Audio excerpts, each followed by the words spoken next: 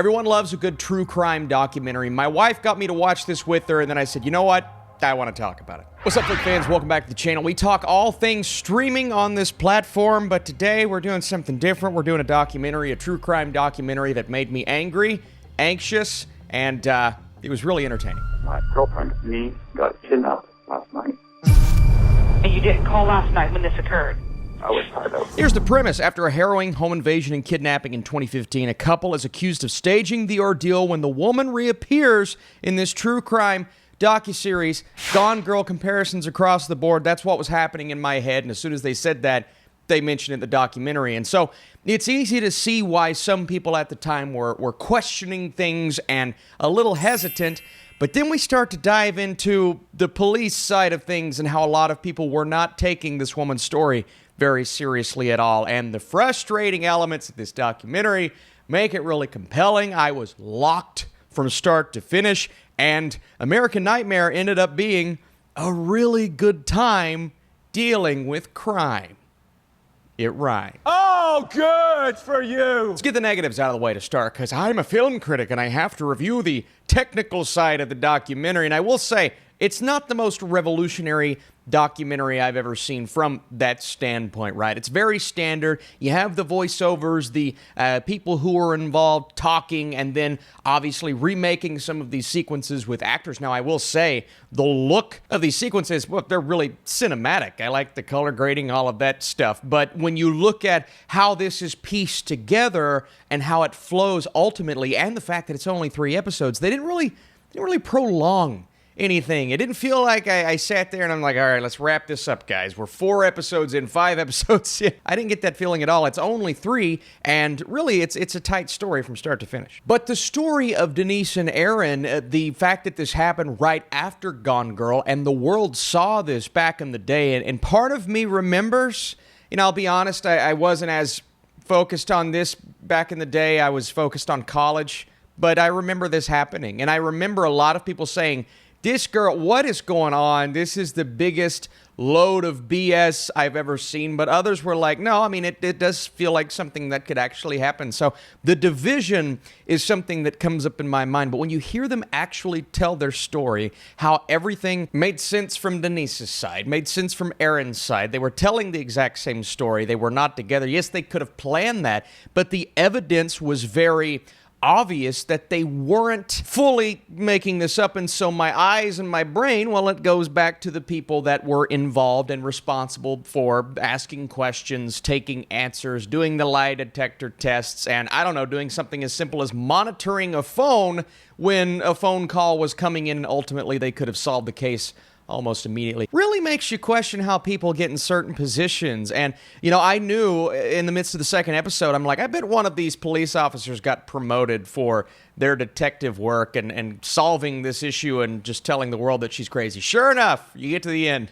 It's how it always goes, man. It's like stupidity wins in the end. That wasn't the case here, but usually it is. So years later, Denise says at the end of the documentary, someone who I see as a hero. She wanted and needed someone like that, and ultimately she got there. And if you kind of look at it, it's kind of a nice love story as well between Denise and Aaron, but you don't care about that as much, even though they have 2 beautiful kids. You care about what they were put through, the madness, and the fact that people at the time we're thinking, they could go and make something like this up. And again, that is the case with some people, but the evidence that the officers and the detectives involved should have been accumulating at the time ultimately pointed to something more conspicuous going on here, and something that was not ultimately a lie. And when you hear and see how everything was handled and how they were treating it like a joke, and the frustration that comes from that, and the fact that, at the end of the day, this was a botched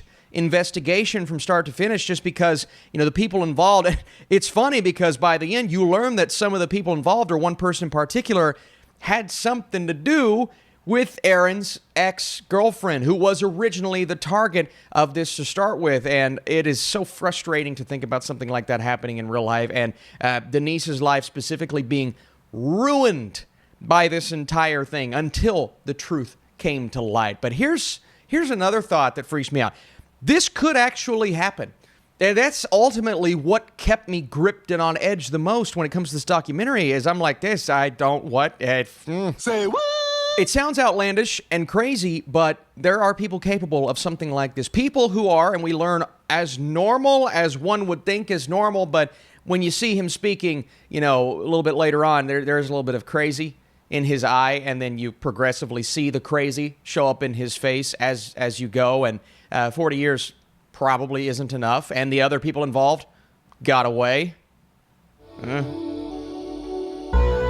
So all of that comes together for me to ultimately say this docuseries, while it's similar to other docuseries that I have seen before in terms of execution, the material that they're covering here and the people involved and the story and the shocks, the twists, the turns, and the fact that this evidence ultimately came to light actually made this a really compelling true crime docuseries on Netflix. Only 3 episodes. It is trending. I think a lot of people will watch it. They should watch it. I enjoyed it quite a bit. Also, I want to give a shout out to the editing here. Without that, this could have felt prolonged. It was very straightforward. They cut to the chase whenever they need to, and just the way that this docuseries is packaged together, all of the people involved should be proud because it could have been one that felt dragged out. No, it's short, simple, to the point. That's what you want from something like this. Before I give you my score, thanks so much for watching. How did you feel? I mean, how angry were you while watching this docuseries on Netflix? Would you like to see me review more documentaries? Not something I always do. The continuous twists and shocking reveals makes this a gripping yet frustrating experience from start to finish. This is a story that needed to be told. If you're here and you want to support this video, dropping that like down below is the best way to do that. And stay tuned, man. We're doing all kinds of reviews and Oscar predictions tomorrow. Stay tuned because it's going to get intense. It's going to get crazy. And I will lose my freaking mind. All right. See you soon.